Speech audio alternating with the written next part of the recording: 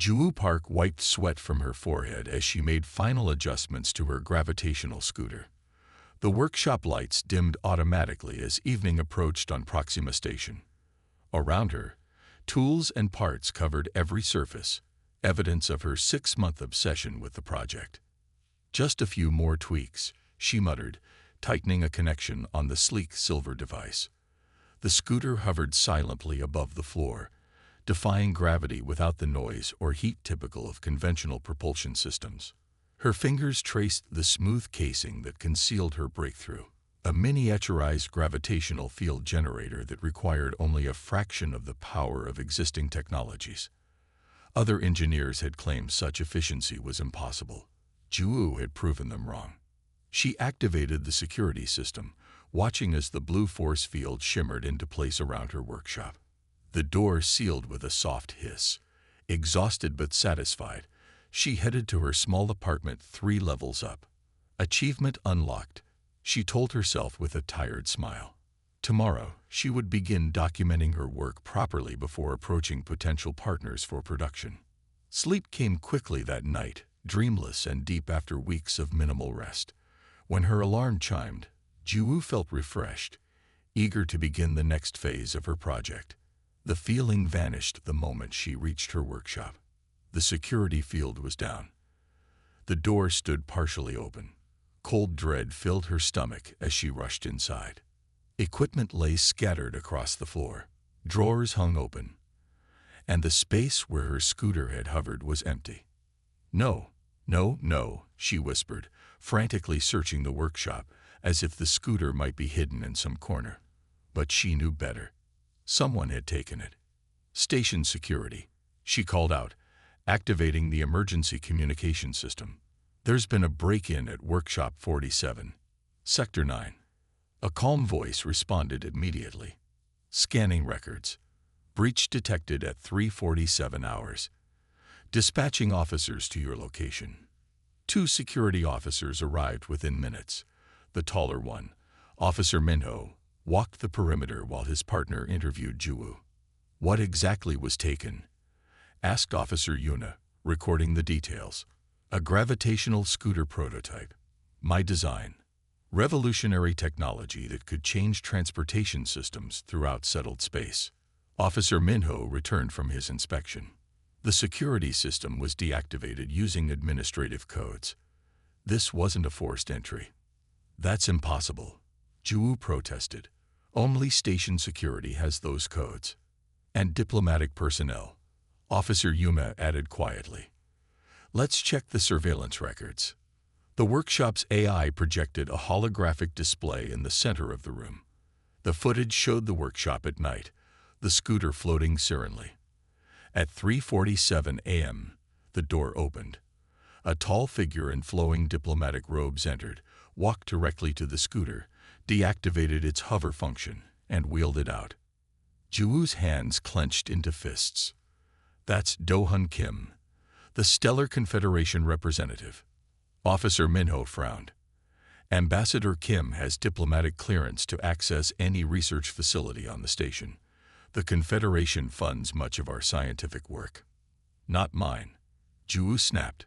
"My work is independent, self-funded. He has no right to take my property." Officer Yuna looked uncomfortable. "Technically, under Station Protocol 27B, diplomatic representatives can requisition technology for review if it has potential security implications." "This is theft," Juwoo insisted. "He didn't requisition anything. He snuck in during the night and took my prototype without permission." The officers exchanged glances. Officer Minho spoke carefully. "We understand your frustration, Engineer Park. However, Ambassador Kim's diplomatic status complicates matters. So you won't help me." "We'll file a report," Officer Yuna offered. "And you can submit a formal complaint to the station administrator." After the officers left, Juwoo paced her ransacked workshop. The Stellar Confederation had been pressuring independent human engineers for years, demanding technology transfers under various pretexts. Many gave in, accepting the generous compensation offered. Others resisted and found themselves tangled in legal proceedings that drained their resources. Ju activated her personal communication device. Connect me with the station administrator's office. A tired-looking secretary appeared on screen. How can I help you? I need to file a complaint against Ambassador Do-hyun Kim for theft of intellectual property and experimental technology. The secretary blinked in surprise. Against Ambassador Kim? I should warn you, complaints against diplomatic personnel require special handling. I don't care. He stole my prototype. I want it back. 4 hours later, Ju sat in the waiting area outside the administrator's office. Her formal complaint had been filed, though the secretary had repeatedly suggested she reconsider. Now she waited, determination hardening with each passing minute. When the door finally opened, the station administrator, a silver-haired woman named Director Han, gestured for her to enter. Engineer Park. Director Han said, I understand you've had a difficult morning. Please, explain your situation. Ju felt a small flicker of hope. 3 days after filing her complaint, Ju sat in her workshop trying to reconstruct her designs from memory. The door chime interrupted her concentration. A thin man in a gray uniform stood outside. Ju Park?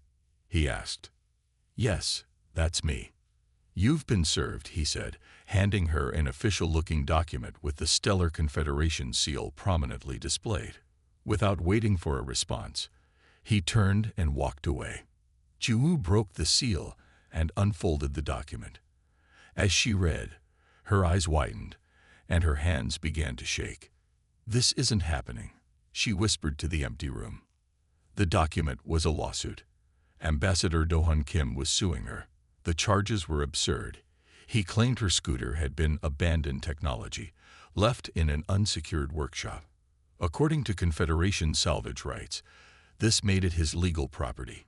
Even more shocking, he alleged her design violated patents that his research team owned. Ju checked the filing dates on the patents. They had been registered just 7 hours after her scooter disappeared. She slumped into her chair, the document clutched in her trembling hands. This wasn't just theft anymore. This was a calculated attack meant to strip her of her invention and her reputation. That evening, Ju met her friend Minji Lee at their favorite noodle shop on level 5. The small restaurant offered privacy, with booths separated by sound-dampening screens, perfect for sensitive conversations. He's suing me, Ju said, sliding the document across the table after their food arrived. After stealing my scooter, he has the nerve to claim I stole from him. Minji scanned the document, her expression darkening. She worked in station administration and understood station politics better than most. This is their standard approach, Minji said, keeping her voice low despite the privacy screens. The Confederation representatives think rules don't apply to them. They've been taking human innovations for decades. Ju pushed her noodles away, appetite gone. Director Han seemed sympathetic when I filed my complaint, but now she isn't returning my calls. She can't, Minji explained. Once legal proceedings begin, administrators have to step back. It's policy. She took a sip of her tea. What exactly makes your scooter so special? Why would Kim go to these lengths? Ju hesitated. She trusted Minji, but she learned to be careful with her research. It's not just another transportation device, she finally said. My gravitational manipulation system uses quantum field stabilization to create localized gravity wells. It needs almost no power compared to current systems. Minji whistled softly. No wonder they want it. That technology could revolutionize everything from personal transportation to starship engines. If they reverse engineer my prototype. Ju couldn't finish the sentence. Did you back up your designs somewhere secure? Minji asked. Ju nodded. I have encrypted files. But that's not the point. This is my work, my discovery. And now Kim is trying to take credit for it. Minji's communication device buzzed. She checked it quickly and frowned. I need to tell you something, she said, leaning forward. The Galactic Council has agreed to hear Kim's case. My supervisor just sent out a notice about increased security for the council representatives who will be arriving next week. Juwu felt cold. The Galactic Council rarely involved itself in station disputes. Their involvement meant the case had broader implications. Why would the Council care about a single prototype? She asked. Because the Confederation has tremendous influence there, Minji replied grimly. Half the Council members come from systems with strong ties to the Confederation. They ate in silence for a few minutes, the implications sinking in. I can't fight the Galactic Council, Juwu finally said, her voice small. I'm just one engineer.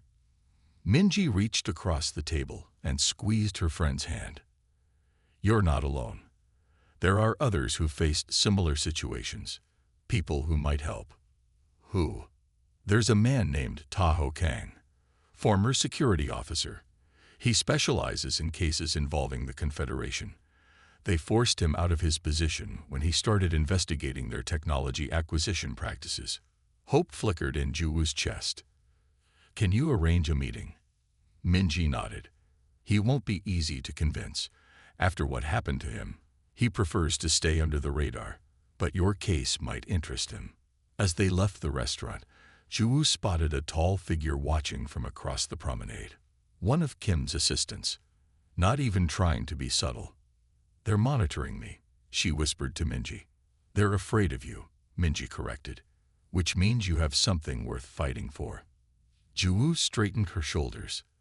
The Confederation had resources, influence, and power, but she had truth on her side, and perhaps soon she would have help.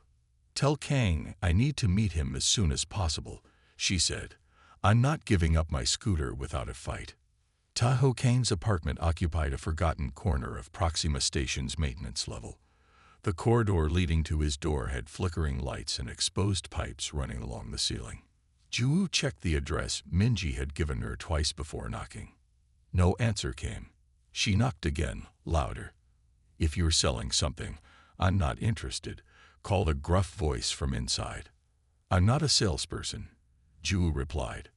Minji Lee sent me. It's about Ambassador Kim. The door slid open a crack. A single dark eye studied her. You're the scooter engineer. Yes. Juwu Park. The door opened fully, revealing a lean man with close-cropped gray hair and a scar running across his left cheek.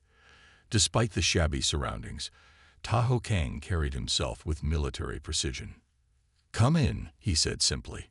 But understand, I'm not promising anything. The apartment was small but meticulously organized. One wall was covered in screens displaying various data feeds. A narrow bed occupied one corner, a compact kitchen unit another. The center of the room held a table with built-in displays. Minji says you need help, Taho said, gesturing for her to sit. Tell me everything. Juwu explained her situation. The theft of her scooter, Kim's lawsuit, the upcoming Galactic Council hearing. Taho listened without interruption, occasionally making notes on a small device. And you think I can help because? He finally asked. Minji said you investigated the Confederation's technology acquisitions before they forced you out of security. Taho's expression hardened. They didn't just force me out. They blacklisted me, made sure no security department in 3 systems would hire me. He tapped his fingers on the table. Why should I risk what little I have left? Because what they're doing is wrong, Juwu answered simply. And because if they get my gravitational technology, they'll use it to strengthen their hold over human colonies. Taho studied her for a long moment before nodding. Show me what you have. For the next hour, they reviewed Juwu's complaint, Kim's lawsuit, and the patents his team had filed. We need to understand what we're dealing with, Taho said, pulling up additional files on his screens. Kim isn't acting alone. This is too sophisticated for a simple theft. He accessed database after database, some through channels Juwu suspected weren't entirely legal. Information flowed across the screens: personnel files, shipping manifests, research grants. There, Taho said, highlighting a section of text. Kim has overseen 17 technology acquisitions in the past year, all from independent human researchers, all following the same pattern: theft followed by patent claims. How are they getting away with this?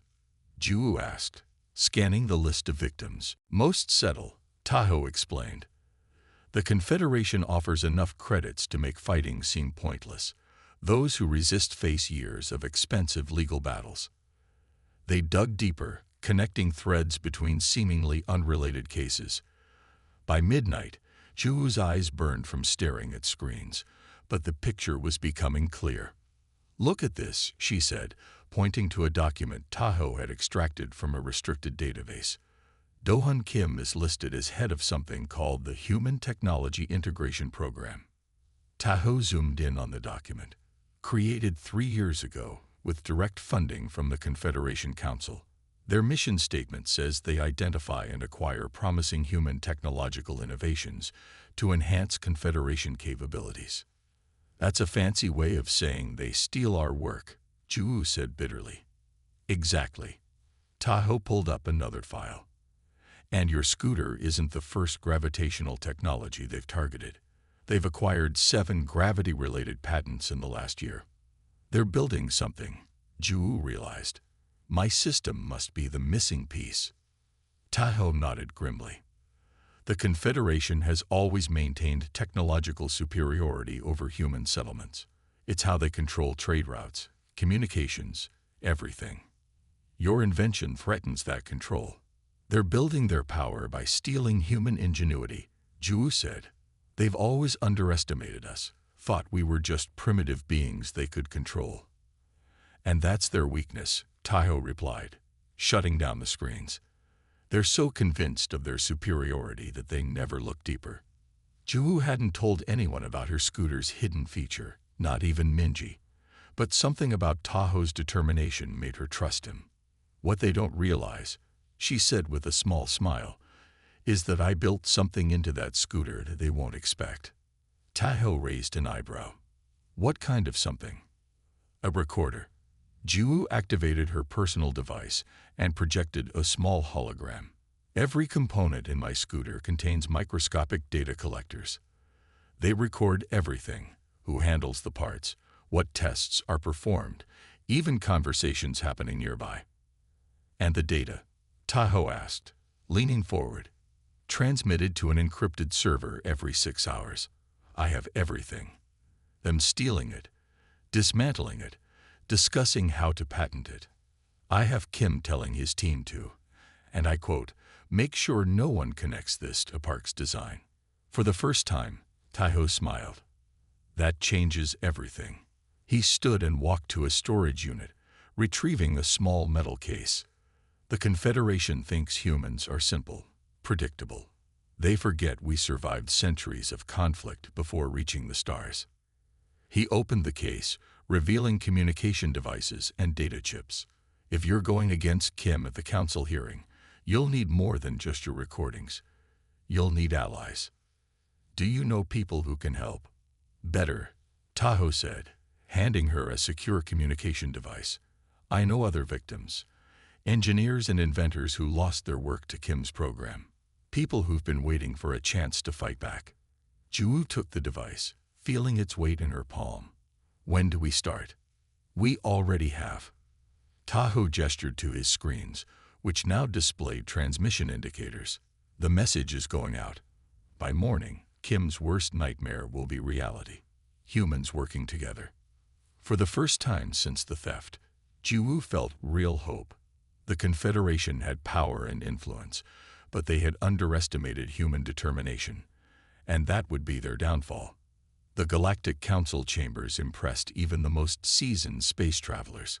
Curved walls soared 50 meters high, with windows showing the stars beyond. 7 council members sat at an elevated bench, representatives from the most powerful civilizations in known space. Their faces remained neutral as they observed the proceedings below. Ju sat beside her legal defender, Hyori Cho, a sharp-featured woman who had arrived 3 days ago at Tahoe's request. Hyori had defended other human inventors against the Confederation and knew their tactics well. Remember, Hyori whispered as they waited, Kim will speak first. He'll be confident, even arrogant. That works in our favor. Across the chamber sat Ambassador Do-hun Kim with 3 legal advisors and 2 technical experts. He wore formal diplomatic robes with the Confederation insignia prominently displayed. When he noticed Ju-woo watching, he smiled slightly. "He thinks he's already won," Ju-woo murmured. "Let him," Hyori replied. A tone sounded, signaling the start of proceedings. The Central Council member, an elderly woman with silver skin, spoke first. "This council recognizes the dispute between Ambassador Do-hun Kim of the Stellar Confederation and Engineer Ju Park of Proxima Station. Ambassador Kim has filed a patent violation claim. Engineer Park contests this claim and alleges theft of intellectual property. Ambassador Kim will present first." Do-hun Kim approached the speaker's position with practiced grace. He activated the holographic display, showing technical diagrams of gravitational systems. "Honored Council," he began, his voice smooth and assured. "This case is straightforward. The human Ju Park claims ownership of technology, clearly developed using Confederation principles. Our patents demonstrate prior art in gravitational field manipulation."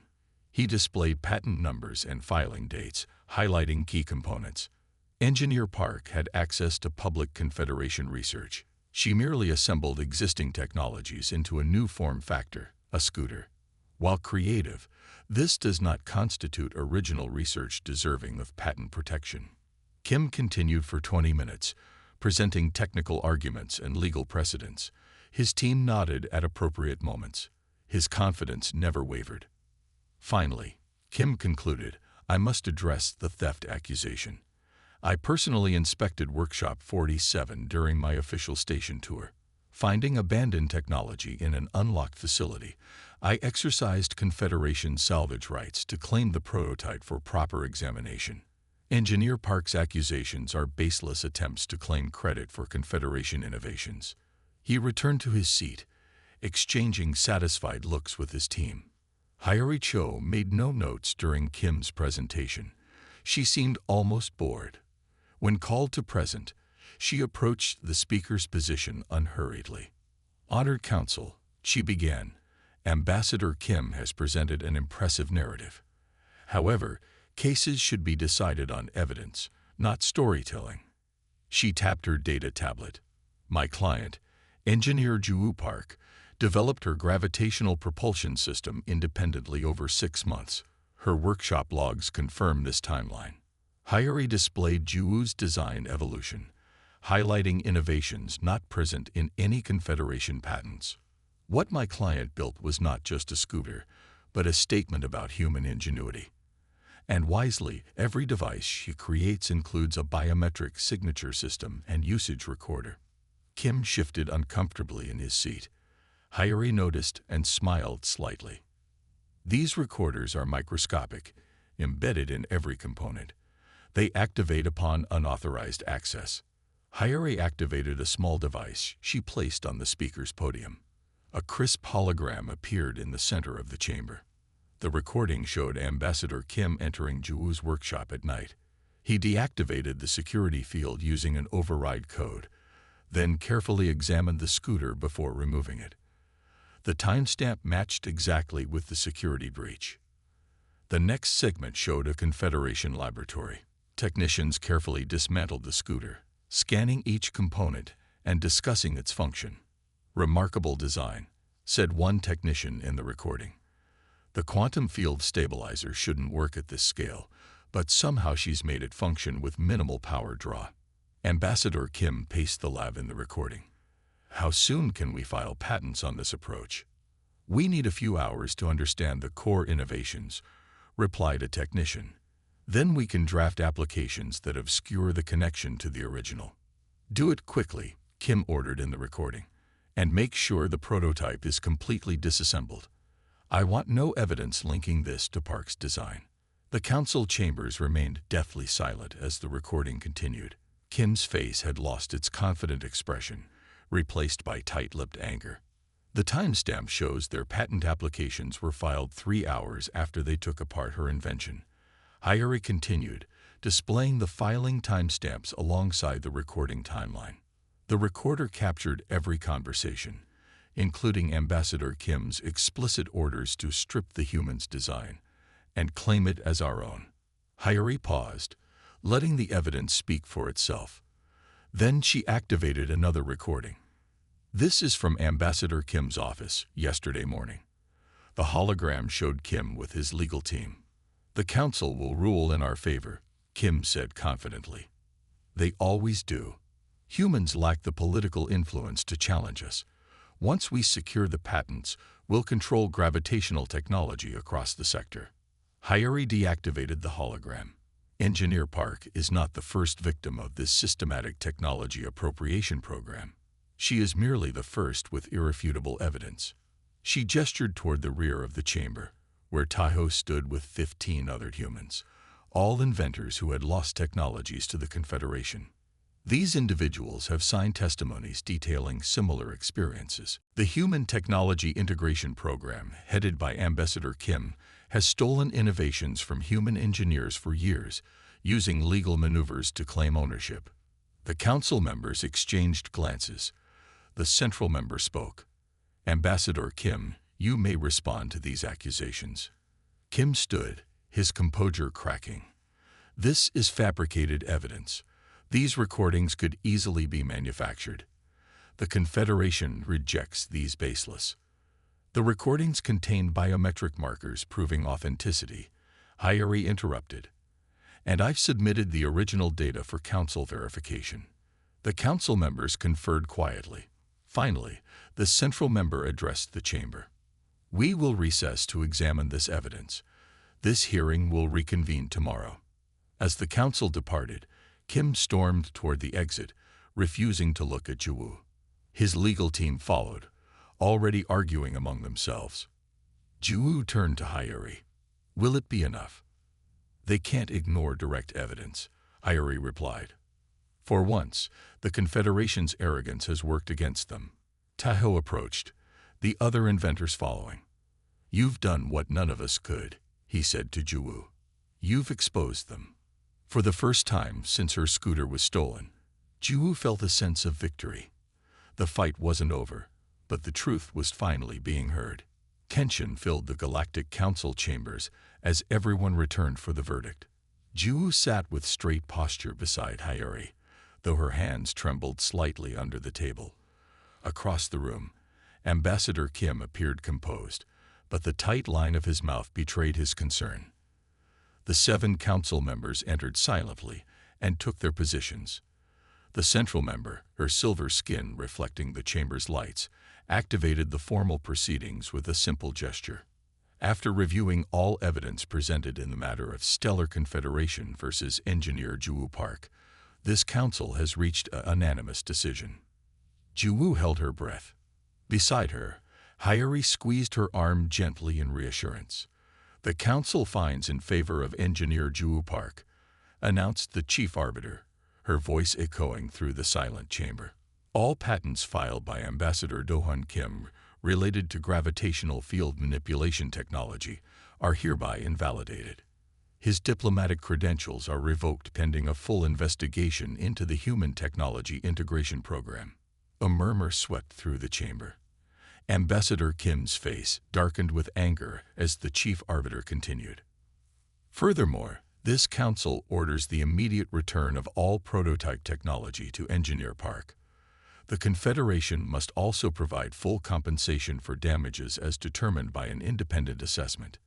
Jiwoo closed her eyes briefly, relief washing over her. When she opened them, she found Ambassador Kim staring at her with cold hatred. This council is adjourned, concluded the chief arbiter. People began moving and talking at once. Hyori turned to Jiwoo with a rare smile. Congratulations, you've made history today. Tahoe approached with the other inventors who had testified. This changes everything, he said. For all of us. News of the council's decision spread quickly across Proxima Station and beyond. Jiwoo's communication device filled with messages from strangers, human engineers and inventors sharing stories of Confederation intimidation and theft. 3 weeks later, her scooter was returned, partially disassembled but with all components intact. She rebuilt it in 2 days, then improved the design further, working late into the night in her workshop. "You should rest," Minji told her during a rare dinner together. "You won the case." "This isn't just about one case anymore," Ju replied, showing Minji her tablet. "Look at these messages. Hundreds of human inventors have faced similar situations. Some lost everything. Others gave up their work rather than fight. And now they want to fight back. But we need more than just legal victories. We need a new system." In the following months, Ju worked with Hayuri, Taiyo, and others to create that system. Her reputation and the evidence from her case provided leverage in negotiations with the Galactic Council. 6 months after the verdict, Ju stood in a newly constructed chamber on Proxima Station. Representatives from 12 different civilizations sat before her, including 3 from the restructured Stellar Confederation leadership. The interspecies innovation exchange was no longer just an idea. It was reality. For too long, humans have been seen as junior partners in the galactic community, Ju said, her voice steady as she addressed the gathered diplomats and scientists. "Our technologies have been taken rather than traded, our innovations claimed by others." She gestured to the human inventors seated to her right. "Today, we establish equal standing. Our technologies and innovations will be shared through fair exchange, not appropriation. This exchange will ensure that creators from all species receive proper recognition and compensation for their work." As she continued outlining the exchange's principles, Ju noticed movement near the chamber entrance. Security officers escorted a familiar figure, Do-hun Kim, no longer wearing diplomatic insignia. The Confederation's internal investigation had revealed widespread corruption. Kim had been the most visible face of the program, but not its only leader. The entire Confederation leadership had been restructured in the aftermath. When the session concluded, Ju walked toward the exit. In the corridor, the security team paused with Kim, waiting for an elevator. He looked older, his face lined with bitterness. When he saw Ju, his eyes narrowed. "You had recording technology in the scooter all along," he said, his voice low and angry. "We checked for trackers, security measures, hidden compartments, but not microscopic recorders in every component. That's been humanity's advantage throughout history," Ju replied calmly. "Being underestimated gives us room to surprise everyone." Kim laughed without humor. "You think this changes anything? Humans are still the newest species in the community, still learning what others have known for centuries." "Exactly," Ju said with a small smile. "We're still learning, still curious, still hungry to prove ourselves. That's what you never understood." The elevator arrived, and the security officers guided Kim inside. As the doors closed on his scowling face, Ju felt no triumph, only determination. Back in her workshop that evening, her reconstructed scooter hovered silently in the corner. But her workbench now held new designs, collaborative projects with engineers from 3 different species. On her wall hung a simple plaque, the first patent issued by the Interspecies Innovation Exchange. It credited not just Ju Park, but also acknowledged the contributions of every person who had helped defend her work. Innovation, she had learned, was never truly a solitary endeavor. Neither was justice. The ENDR Triclod can make mistakes. Please double-check responses.